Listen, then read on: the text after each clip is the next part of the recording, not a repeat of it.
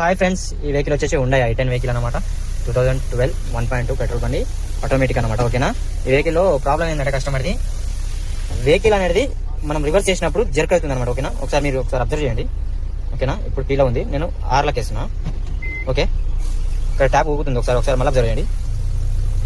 ఓకేనా, ఈ విధంగా వెహికల్ అనేది జర్కింగ్ అవుతుంది రివర్స్ చేసినప్పుడు. డీలే చేసినప్పుడు నార్మల్ అనమాట. ఓకేనా, లైట్గా డీల్ వేసినప్పుడు జరుగుతుంది, బట్ రివర్స్ చేసినప్పుడు మాత్రం వెహికల్ అనేది అబ్నార్మల్ గా జర్క్ అవుతుంది అనమాట. ఓకేనా, ఇది ప్రాబ్లం.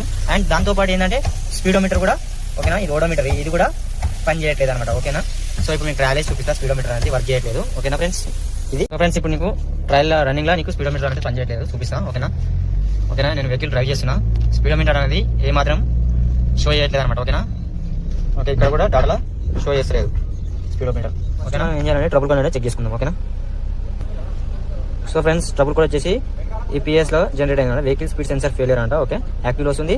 అండ్ ఆటోమేటిక్ లో కూడా pressure control solenoid wall VFS electrical circuit ఇది కూడా యాక్టివ్ లో చూపిస్తుంది అనమాట. ఓకేనా, వెహికల్ స్పీడ్ సెన్సర్ పెండింగ్ లో చూపిస్తుంది. సో ట్రబుల్ కోడ్ అనేది ఇదనమాట. సో ఇప్పుడు ఇది ఆటోమేటిక్ కాబట్టి 80 సెలెక్ట్ చేసుకోవాలి. ఓకేనా, డాటా వచ్చేసింది, engine speed, vehicle speed, input speed అనేది అవుట్పుట్ స్పీడ్. ఓకేనా, అండ్ ఇక్కడ వచ్చేసి gear lever shift. Okay, position ఒకటి, లివర్ స్విచ్ ఒకటి. ఓకేనా, కనిపిస్తుంది ఇక్కడ ఇంజన్ స్పీడ్ RPM అనేది 700 ఉందన్నమాట. ఓకేనా, వెహికల్ ఆల్రెడీ స్టార్ట్ లో ఉంది. ఓకేనా, అండ్ ఇక్కడ వచ్చేసి వెహికల్ స్పీడ్ అనేది మనం రన్నింగ్ లో వెళ్ళినప్పుడు మనకు స్పీడ్ పనిచేయట్లేదు అనమాట, ఆల్రెడీ చూపించాం. అండ్ ఇక్కడ ఇన్పుట్ స్పీడ్ అనేది RPM అనేది షో చేయాలి. ఓకేనా, ఐడియల్ ఉన్నప్పుడు ఇంజన్ స్పీడ్ తో సహా దీనికి RPM అనేది షో చేయాలన్నమాట, చూడట్లేదు. అండ్ షివర్, ఓకేనా, ఇది వచ్చేసి గేర్ లివర్ షిఫ్ట్ అనమాట. ఓకేనా, ఇప్పుడు నేను ఆర్లో వేస్తున్నా. ఓకే, ఇక్కడ లివర్ వచ్చేసి ఆర్ షో చేస్తుంది.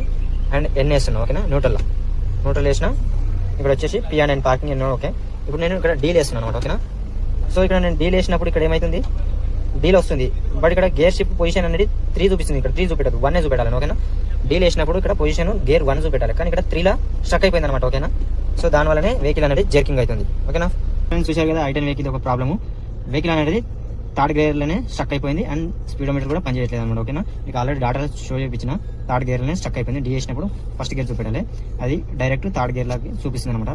సో ఈ వెహికల్ ప్రాబ్లం వచ్చేసి ఏంటంటే ECM లో ప్రాబ్లం ఉంది అనమాట. ఓకేనా, థర్డ్ గేర్లోనే స్టక్ అయిపోయింది అండ్ స్పీడోమీటర్ కూడా వర్క్ చేయట్లేదు. సో అవుట్పుట్ అనేది ఏంటంటే మన మాన్యువల్ బండికి వచ్చేసిందంటే మన డిఫరెన్షియల్ గేర్ మీద ఒకటి సెన్సర్ ఇస్తాం స్పీడోమీటర్ది. ఈ 80 బండ్లకి ఏంటంటే డైరెక్ట్ ECM నుంచి లింక్ ఉంటుంది అనమాట. ఓకేనా, ECM నుంచి డైరెక్ట్ అవుట్పుట్ సిగ్నల్ అనేది మన స్పీడోమీటర్లకి కనెక్షన్ ఉంటుంది అనమాట. ఓకేనా, సో ECM లో ప్రాబ్లం ఉంది కాబట్టి స్పీడోమీటర్ పనిచేయట్లేదు. అండ్ వెహికల్ అనేది థర్డ్ గేర్ లా స్ట్రక్ అయిపోయింది కాబట్టి వెహికల్ అనేది మనం రివర్స్ చేసినప్పుడు జర్కింగ్ అవుతుంది అనమాట. ఓకేనా ఫ్రెండ్స్, ఇది ప్రాబ్లం. ఈ వెహికల్ ECM వేస్తే ప్రాబ్లం అనేది సాల్వ్ అవుతుంది. ఓకేనా, సో ఈ వీడియో నచ్చినట్లయితే